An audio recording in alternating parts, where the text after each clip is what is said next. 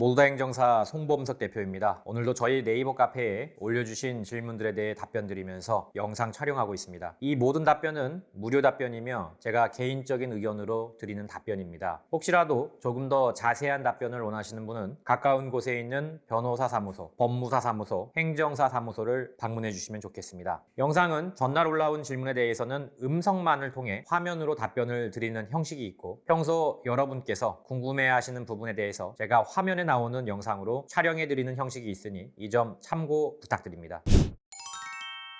네, 4월 16일 금요일입니다. 영상 보내드리고 있습니다. HHS50505님, 교통사고 처리 특례법 위반이라는 제목이죠. 가해자시고요. 음주운전 상태에서 상대방은 피해자, 상대방은 차량 운전자, 음주운전 자전거 상태에서 상대방을 쳤다 이건데, 행정은 이제 범칙금 3만 원, 그렇죠. 면허하고는 관계없죠. 자전거니까. 가해자고 피해자는 염자, 이주 진단서 나왔습니다. 근데 이제 자전거긴 하지만 이것도 어쨌든 자동차는 아니지만 차량이 들어가거든요. 도로교통법상 차량 중에 하나입니다. 자전거도.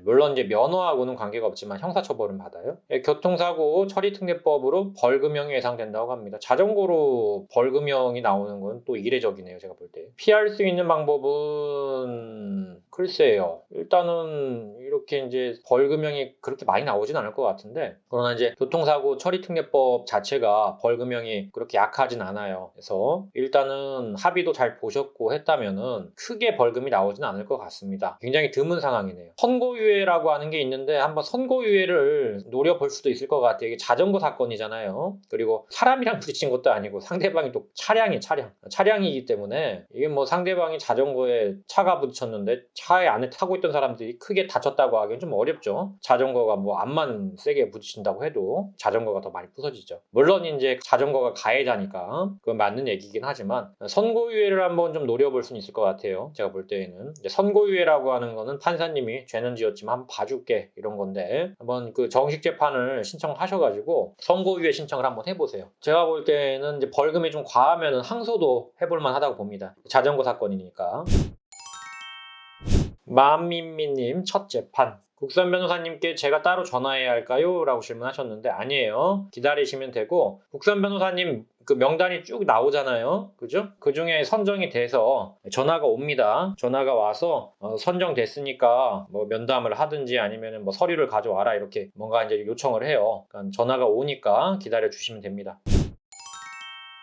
자, 음주운전 초범이라는 제목, 니니 아빠님. 1번 질문, 항소를 통해서 감형이 되는지, 그건 알 수 없죠. 해봐야 되는 거고. 2번, 벌금형을 받았는데 집행유예로 받을 수 있는지, 안 되죠. 형중 변경은 불가능해요. 벌금형이 나왔으면은 우리가 불이익 변경 금지 원칙이라는 게 있기 때문에, 재산형에 대한 벌금형이 나왔다면 항소를 한다고 해서 그게 선생님이 원하시는 징역형에 대한 집행유예가 나올 수는 없어요. 물론 행정사 양반 그게 아니고 나는 벌금형에 대한 집행유예를 바란 겁니다 라고 한다면 굉장히 공부를 많이 하신 분인데, 사실 벌금형에 대한 집행유예는 거의 유명무실하죠. 나오는 경우가 저도 이제까지 딱 한 번 본 것 같아요. 몇 년 동안. 벌금형에 대한 집행유예를 아마 말하는 건 아니신 것 같고, 징역형에 대한 집행유예를 말하시는 것 같은데, 우리가 형종변경, 불이익변경 금지 원칙이라는 게 있습니다. 그래서 내가 벌금형을 받은 상태에서 1심에서 벌금형을 받았는데 그 속심 형태인 항소심에서 불이익변경 금지 원칙 때문에 내가 신청을 한 경우에는 그 재산형이 자유형으로 바뀔 수는 없어요. 그래서 벌금형으로 항소를 했다면은 그것이 자유형인 징역형에 대한 집행유예가 나올 수는 없습니다. 그건 법으로 정해져 있어요. 그래서 벌금형에서 왔다 갔다 할 수는 있지만 징역형에 대한 집행유예는 나올 수 없습니다.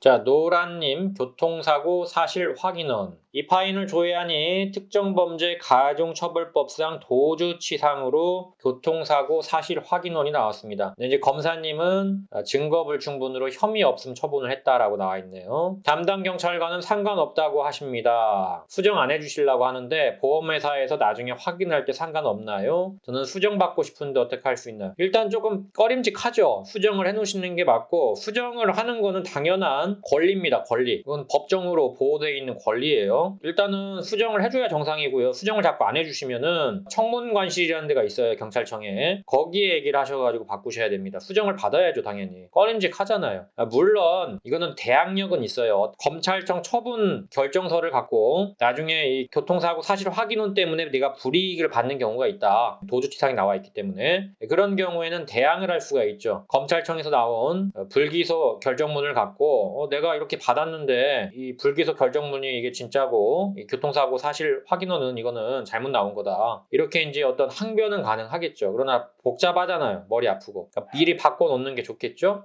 가급적이면 얘기를 하셔가지고 무혐의가 나왔기 때문에 무혐의에 대한 부분들을 좀 반영을 해주셔라. 이렇게 하셔야 할 것 같습니다. 힘든 하루님 의견 듣고 싶습니다. 2013년에 한 번, 2021년에 한 번 이지 나오시죠. 이제 벌금형이 나올 수도 있고 징역형에 대한 집행유예가 나올 수도 있는데 아마도 이제 징역형에 대한 집행유예 확률이 조금 더 높죠. 벌금형보다는. 두 번째라 벌금형이 나올 수도 있습니다. 그러나 일반적으로 징역형에 대한 집행유예가 나올 확률이 높다라고 봐집니다. 네, 여기까지 질문에 대해서 답변 드렸습니다. 모두다 행정사 카페 게시판은 항상 열려 있습니다. 네이버에 모두다 행정사로 검색하시고 카페 게시판 Q&A 코너에 질문을 적어주시면 최대한 빠르게 답변을 드리고 있습니다. 유튜브에 질문을 적어주시는 분들에 대해서는 따로 답변을 드리지 않기 때문에 반드시 네이버 카페 게시판에 글을 올려주시길 부탁드립니다. 다만 제가 모든 질문에 대해서 답변을 드릴 수는 없기 때문에 반드시 제 답변이 필요하신 분들은 질문 제목에 저에게 답변을 달라고 하시면 감사하겠습니다. 또한 모두다 행정사는 8년째 비대면 업무로 진행하고 있습니다. 전염병 걱정 없이 언제든지 서면만으로 진행할 수 있는 비대면 시스템을 꼭 활용하시길 바랍니다. 아울러 저희 모두다 행정사를 시청하시는 모든 분들에게 부탁을 드립니다. 좋아요와 구독은 저에게 많은 힘이 됩니다. 좋아요와 구독 꼭 부탁드립니다. 여기까지 송범석 행정사였습니다. 감사합니다.